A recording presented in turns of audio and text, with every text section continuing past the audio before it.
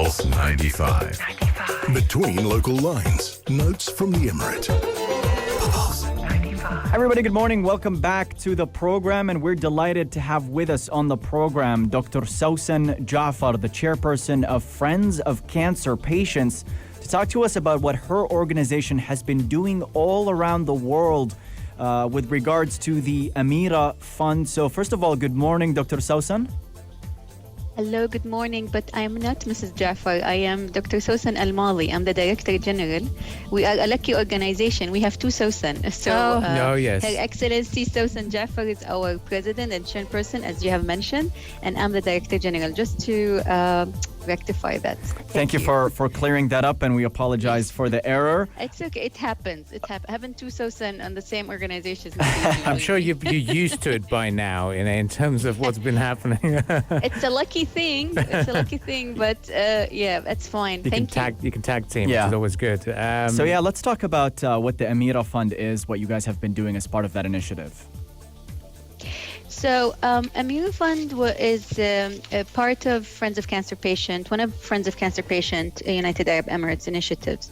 And Friends of Cancer Patient has always been, since the past 20 years, focusing on the mission of Friends of Cancer Patient has always focused on UAE.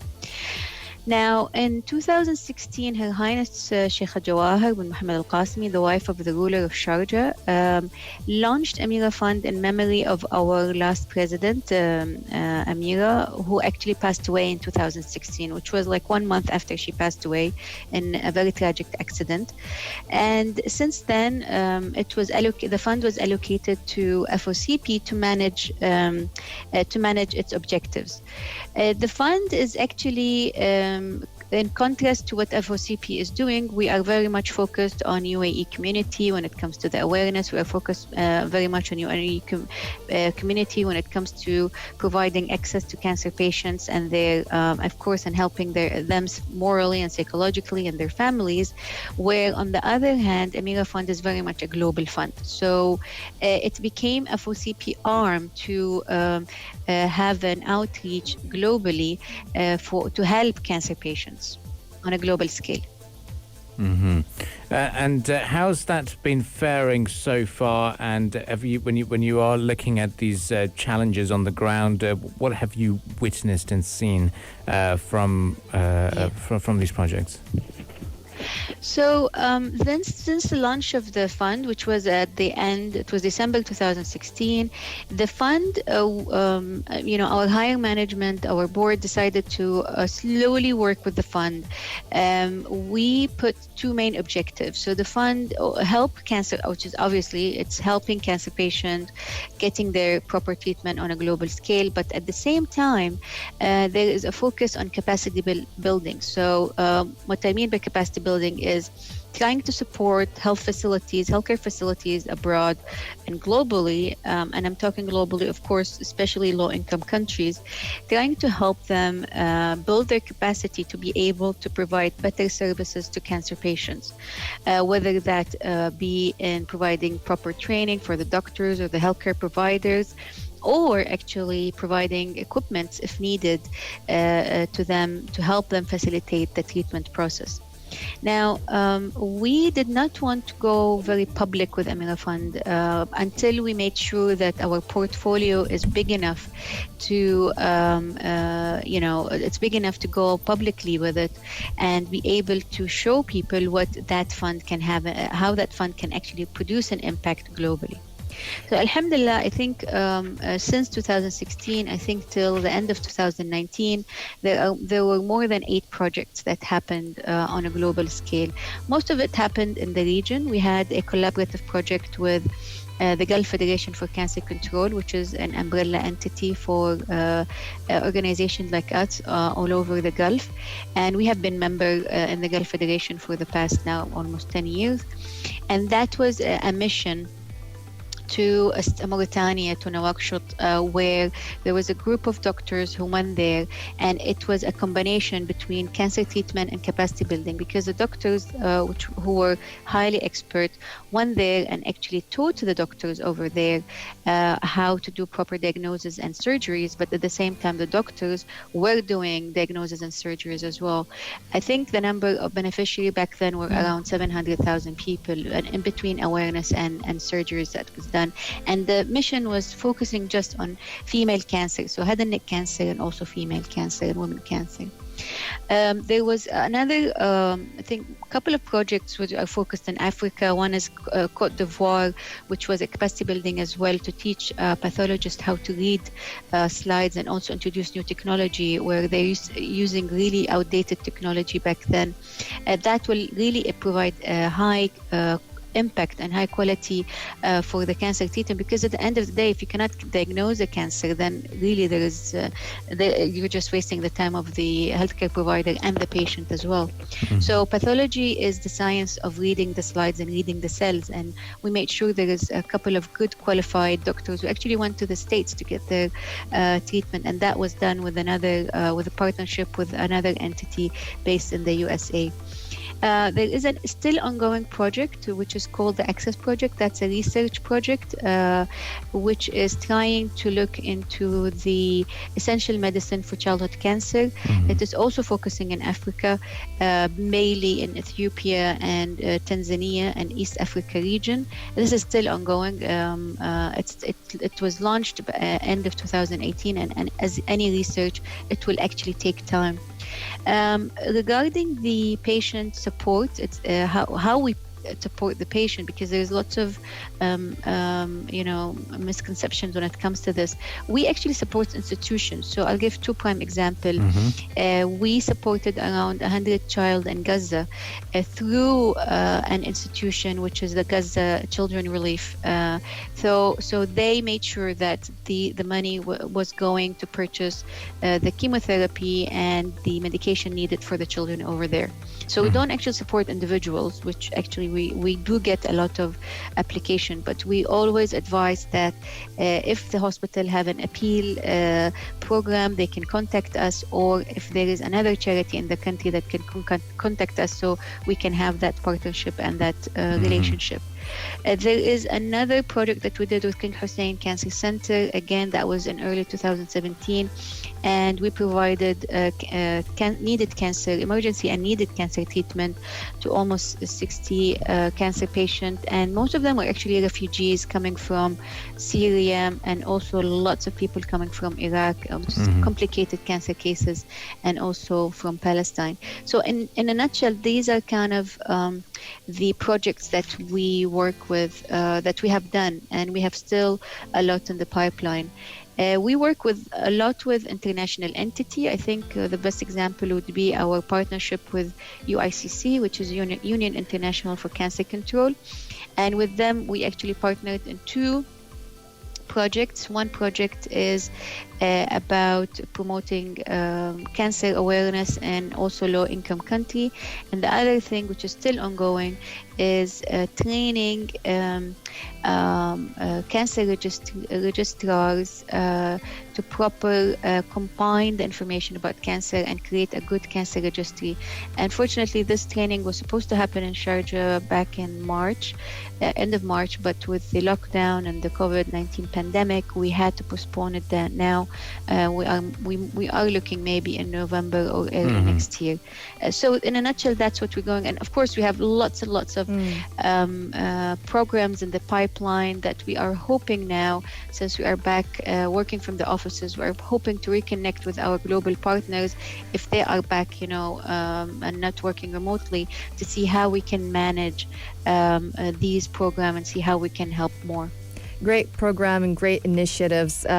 So just a closing statement here. Individuals and organizations in the UAE and beyond who want to take part in this and contribute to the cause and make donations, how can they do that? Absolutely. They can contact Friends of Cancer Patient directly. Also online on our website, which is www.focp.ae. We have a special portal for Amira Fund where they can go and donate. The Amira Fund is a self-donated fund, like Friends of Cancer Patient. It's a self-donated, so we actually gather donation and we gather support to be able to help other people. Now, this will be a great project if any of the private sector or the businesses has a global outreach and they want to make sure their CSR expand beyond the UAE. And we can actually do that because we have the know-how, alhamdulillah, and also we have the right partners to do so. So definitely, and when we say support, we don't just mean funding, but also if they have medical equipment, they feel that they want to donate, or medication, but of course new medication, not old, that can help as well, because that can be some of the in-kind support that we can offer our partners as well. But money helps. Money is important. Of course. Certainly is. And you've raised over 12.58 million dirhams for the Worldwide Cancer Projects, and we hope that figure increases with more support Inshallah. emerging from our local partners here. Well, thank you very much for joining us this morning, and we look forward to pleasure. we look forward to welcoming you back here in the studios. And you did sound like a veteran with the discussions here as well. Sounds good. So we shall be returning right after some musical entertainment and continuing the discussions right here on the Morning Majlis. So stay tuned to Pulse 95. Pulse 95. Between local lines. Notes from the Emirate. Staycationing. Anybody staycationing this Eid? Guys? No. No, you're not? No, I'm not staycationing. Why? Because I'll be working Friday and Saturday. We're going It's live. okay. You can come here for a couple of hours and go back. We're going to stay That's in true. Sharjah. That's what you're doing, Rania, That's right? what I'm going to do. Yeah, that's what you're doing. I'm staying okay. at Al Badair. I'm fascinated Retreat. by that. You've been talking about that for some time. What exactly are you going to do there? I don't know. I'm going to go and get a surprised. What's nice- there to do at Badair? I have no ideas. I've never been, so this is why I'm just going to go and... I've been and there, and I'll You've tell been you. there? Yeah, you'll have a great time. Really? Absolutely. What is there to do? I really want to know. It's a desert resort. I know it's a Oasis, desert resort, yeah. but I just want to know like what activities and things that you Look, can do there. A couple of things that really caught my attention was the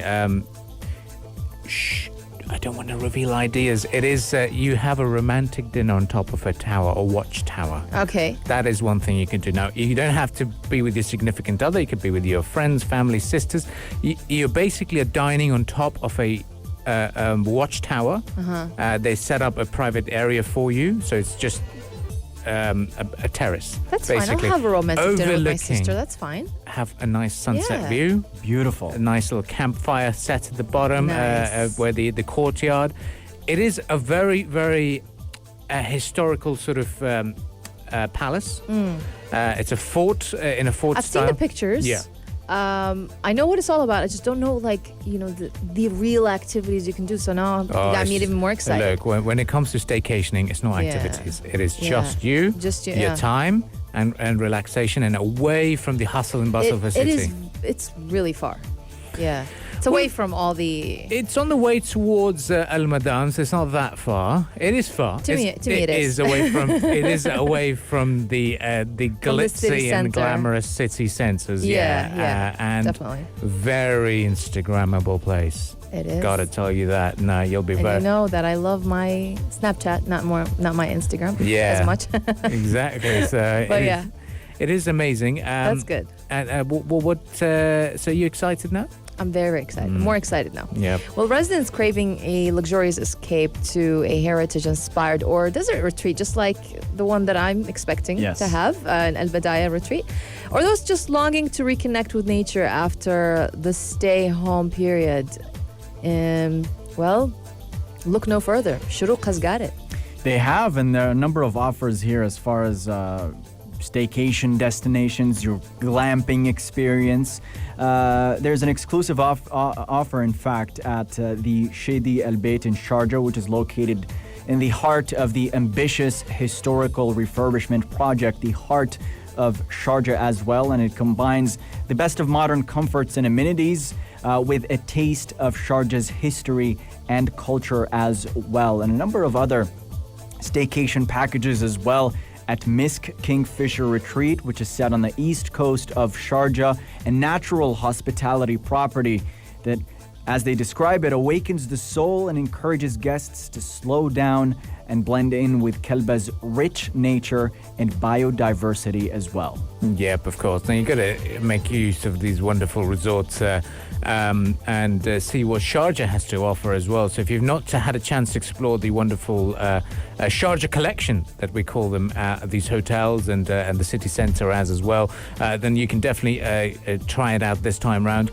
But if you're an art fan, art connoisseur, and someone who loves a little bit of a cultural experience and a retreat, then Sharjah city centre itself is an art on its own. We have the Museum of Islamic Civilization, the building itself. If you're a photographer, that is the building that you can capture, and it's such a great location and a nice stroll along the Sharjah Corniche as well. Yes, of course, it is quite hot during the day, but if you come down here for the evening stroll, pretty impressive in terms of so much to see. And then the heart of Sharjah itself is an open air theatre, I'd say. You know, there's so much to explore, so much to see in this city, and we look forward to talking to you a little bit more about that as well. And of course, we've had a discussion today with Sharjah Tourism, and to catch all these interviews and all these discussions here on Pulse 95, log on to SoundCloud and Apple Podcasts, and you can also search us on Spotify and also Pulse 95 Radio YouTube accounts, where you can catch us